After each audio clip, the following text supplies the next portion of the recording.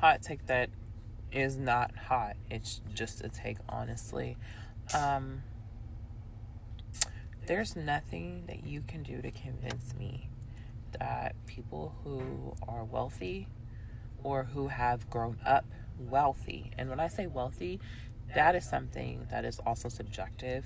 I think a lot of middle class people feel like $200,000 a year is rich, and for a lot of people, that is rich. That's solidly middle class, okay? And even up to 700,000 a year in a family is really upper middle class. Um, but I digress.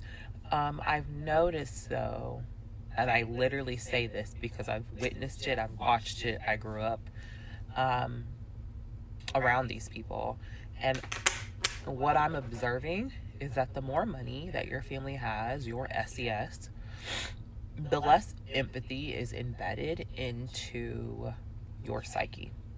If you guys don't know, SES stands for social economic status, right?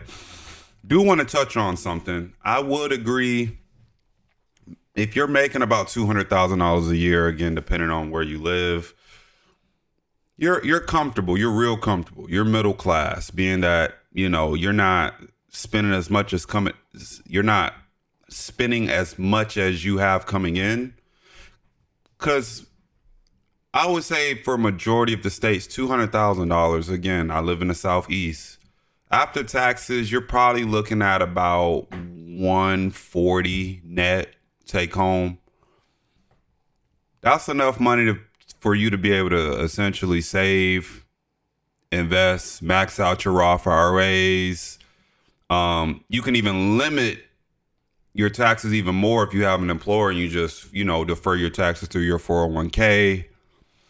But I would say $200,000 a year household income, if you don't acquire as much debt, car loans, or your mortgage just isn't astronomically crazy, or your rent isn't crazy, you don't match your expenses with your income. Yeah, $200,000 a year is a pretty good solid middle class base.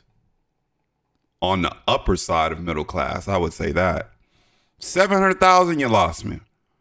Making 700,000, again, tax game is tricky, but you're now probably looking at about 600,000, 550, 600,000 take home from a $700,000 salary. I would consider you rich over a long period of time. Yeah. If you don't match your lifestyle with the income, you have a lot of money saved up in the bank. You can essentially go wherever you want to go, travel wherever you want to travel with a $700,000 income. But let's see what she has to say. This is an interesting take. And I'm not saying that everybody who grows up upper middle class is heartless, or people who are wealthy are heartless. No. Pause and listen to what I'm saying. I had a very diverse friend group growing up. People from all SES, okay? And SES is social economic system, okay? Um, or status, I'm sorry, social economic status, excuse me.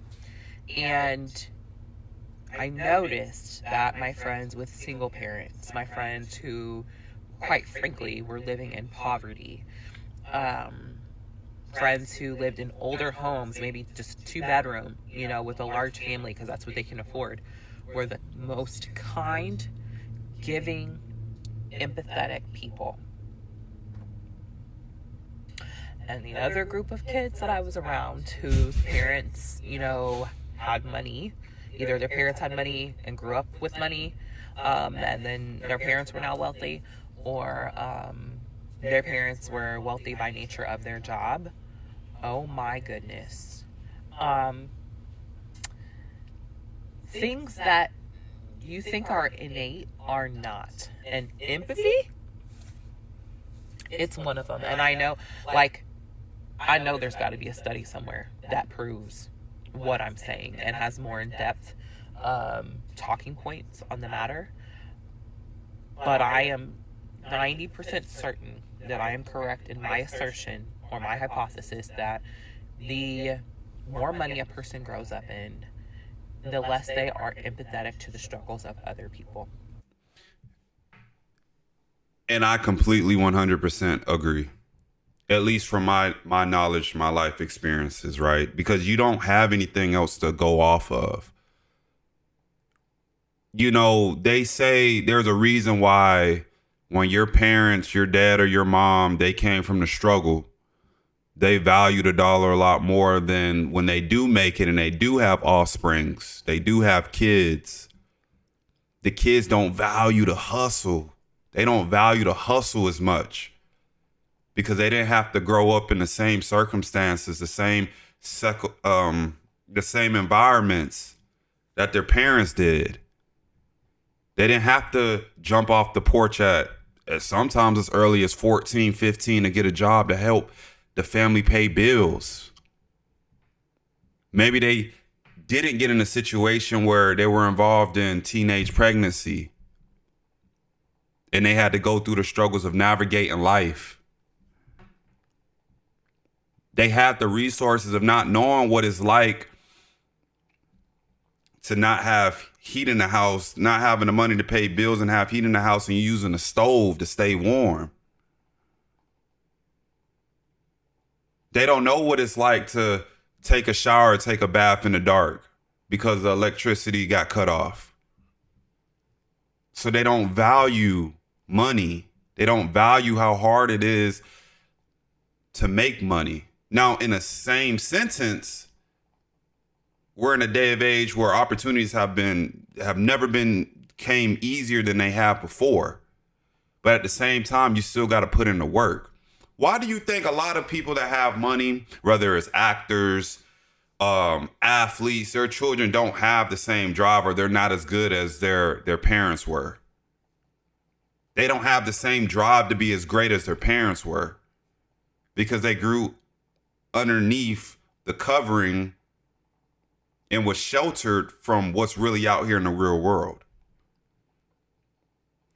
Empathetic, I'm assuming she's speaking from a monetary standpoint, right?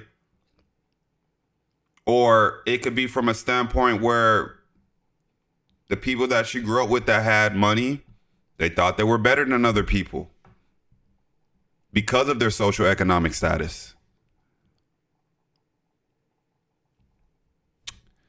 I know a lot of wealthy people, a lot of wealthy people, and I would say the ones that came from the struggle are empathetic.